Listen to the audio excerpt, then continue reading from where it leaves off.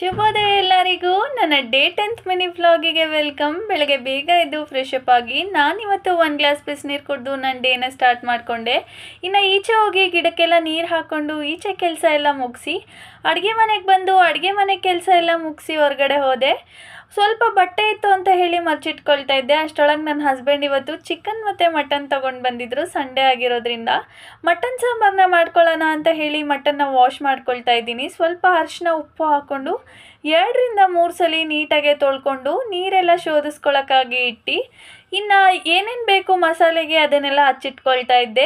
ಹಾಗೆ ಕಾಯಿ ಕೂಡ ತುರಿದು ಎತ್ತಿಟ್ಕೊಂಡು ಇನ್ನು ಒಂದು ಪಾತ್ರೆಗೆ ಸ್ವಲ್ಪ ಎಣ್ಣೆ ಹಾಕಿ ಎಣ್ಣೆ ಕಾಯ್ದ ಮೇಲೆ ಈರುಳ್ಳಿನ ಪೇಸ್ಟ್ ಮಾಡಿ ಕೂಡ ಹಾಕ್ಕೊಳ್ಬೋದು. ನಾನಿಲ್ಲಿ ಕಟ್ ಮಾಡಿ ಹಾಕ್ಕೊಳ್ತಾ ಇದ್ದೀನಿ. ಕಟ್ ಮಾಡಿ ಹಾಕ್ಕೊಂಡು ಅದನ್ನು ಸ್ವಲ್ಪ ಹೊತ್ತು ಫ್ರೈ ಆಗೋಕ್ಕೆ ಬಿಟ್ಟು ಇನ್ನು ತೊಳೆದಿಟ್ಟಿರೋ ಅಂಥ ಮಟನ್ ಪೀಸ್ನ ಹಾಕಿ ಇನ್ನು ಮಟನ್ನ ಸ್ವಲ್ಪ ಎಣ್ಣೆಯಲ್ಲಿ ಫ್ರೈ ಮಾಡಿಕೊಂಡು ರುಚಿಗೆ ತಕ್ಕಷ್ಟು ಉಪ್ಪು ಮತ್ತು ಸ್ವಲ್ಪ ಅರಿಶಿನದ ಪುಡಿ ಹಾಕಿ ನೀರೆಲ್ಲ ಬಿಟ್ಕೊಳ್ಳೋ ಗಂಟ ಅದನ್ನು ಒಂದು ಸೈಡಲ್ಲಿ ಬೇಯಕ್ಕೆ ಇಟ್ಕೊಂಡೆ.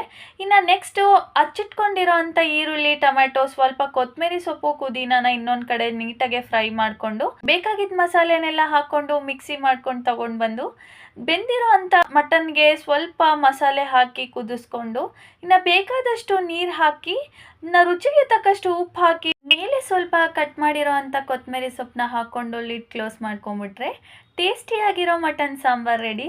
ಇನ್ನು ನಾನು ಹೋಗಿ ಫ್ರೆಶ್ ಅಪ್ ಆಗಿ ಬಂದು ನಾನು ಕೂಡ ರೆಡಿಯಾಗಿ ಹಾಗೆ ಮುದ್ದೆ ಮಾಡ್ಕೊಳ್ಳೋಣ ಅಂತ ಹೇಳಿ ಮುದ್ದೆಗೆಲ್ಲ ರೆಡಿ ಮಾಡಿಕೊಂಡು ಮುದ್ದೆ ಎಲ್ಲ ರೆಡಿ ಆದಮೇಲೆ ರೈಸ್ ಕೂಡ ರೆಡಿ ಇತ್ತು.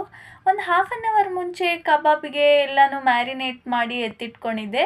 ಹಾಗೆ ಕಬಾಬು ಕೂಡ ಮಾಡಿ ಎತ್ತಿಟ್ಕೊಂಡು ನಾನು ನನ್ನ ಹಸ್ಬೆಂಡು ಕೂತು ಊಟ ಮಾಡಿ ಸಿರಿಗೆ ಕೂಡ ಊಟ ಹಾಕಿ ನನ್ನ ಇವತ್ತಿನ ಮಿನಿ ವ್ಲಾಗ್ ಹೇಗಿತ್ತು